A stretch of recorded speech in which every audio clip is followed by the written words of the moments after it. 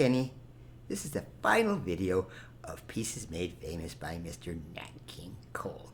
And I've already taught how to play Love and Mona Lisa. So today I'm putting them into a medley. Now most people know what a medley is. It's just put two or more songs together in a row, alright? And I'm just going to show certain little techniques how to combine these songs to make them interesting.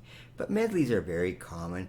Way back in the days when guys like Verdi and stuff were writing operas, sometimes, people couldn't afford to go to these big long operas, but Verdi or other composers would put a lot of the arias or songs, if you want to call them that, into a little medley so you could play it on the piano or you could sing it, alright? So it didn't cost so much.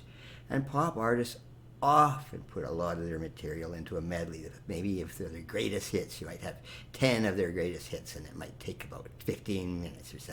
So you don't have to buy the whole album, you got it all in a medley. So this is just a medley of two songs, not too complicated, but I just want to show you some techniques of how to put these pieces together and make them sound interesting. Now, as always, I'll just play you one version. A medley can take any form, alright? I never use it the same way, but I'll just play one version and then go on to the lesson.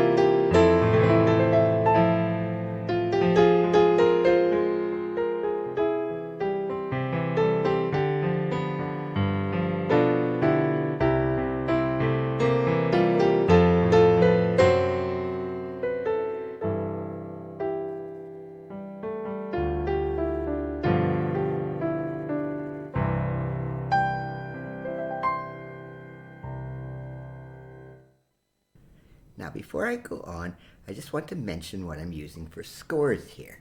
This looks a little funny. I've got this in black and red, alright? And this part here is the very end of Mona Lisa, and this is the very start of Love, okay? I'm putting Love in red just so you can tell it's a different piece, alright? This is the very end and the very beginning, because all I want to do is show how you put these things together into a medley. And at the other end, we'll put it reversed. It'll go the other way, but you'll see what I mean. All right? So in my comment section below there, I've got both scores. I've taught both of these my last two previous videos. If you want to have a lesson on Love or Mona Lisa, they're both there. All right? But the scores, I've put them both down there just in case you never had it. Now, Mona Lisa ends very quietly and calmly.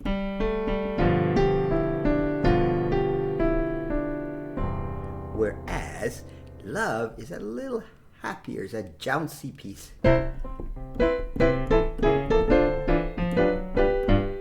Okay, but I'm going to explain a few things. You can just don't have to change the tempo at all if you want. You can do the Love part very slowly if you want.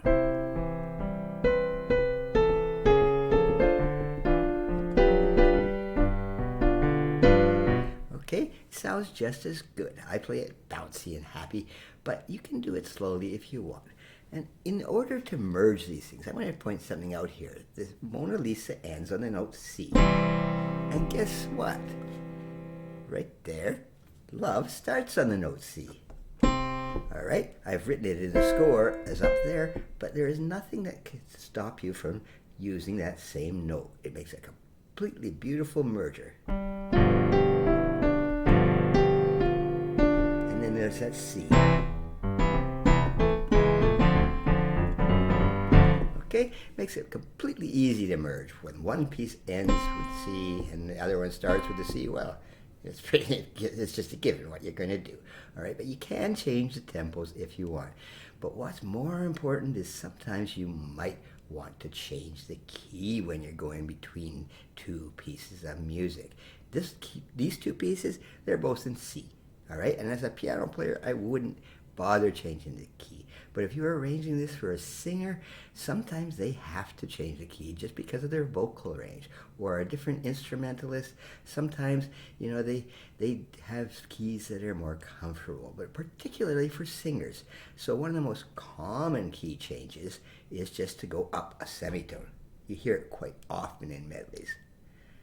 And then just go right up one half note.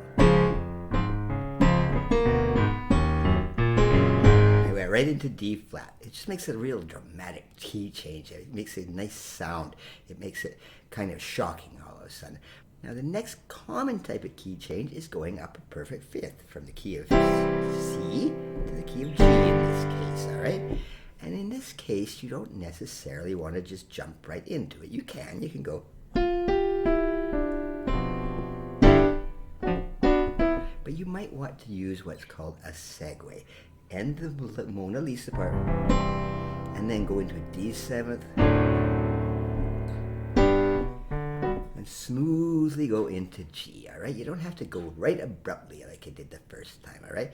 It's called a segue. You're just kind of moving from one place to another. It makes that key change sound so natural. Now my second transition in this piece is from Love in red to Mona Lisa, right back to the start where we started from in black again. All right, so Love ends like this. All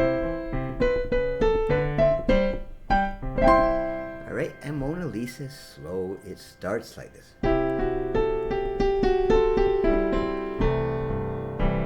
right, and if you listen to the performance I did before, I sort of cheated here. Mona Lisa is usually very slow, but I made it really fast just to join in to the love part at first. All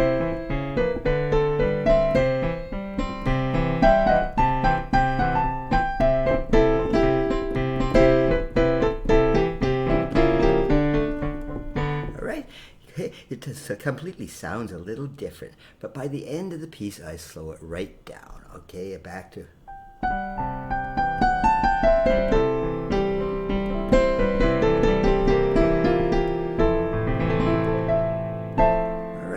End it right slow again, all right? So you can have all kinds of freedom in these medleys, all right? Could have changed the key there too. I didn't want to, all right? But just do whatever you want. Mix up the tempos, have some fun with it, all right? All right, these are 2 Nat King Cole songs. You could have put probably 10 Nat King Cole songs into a medley, all right?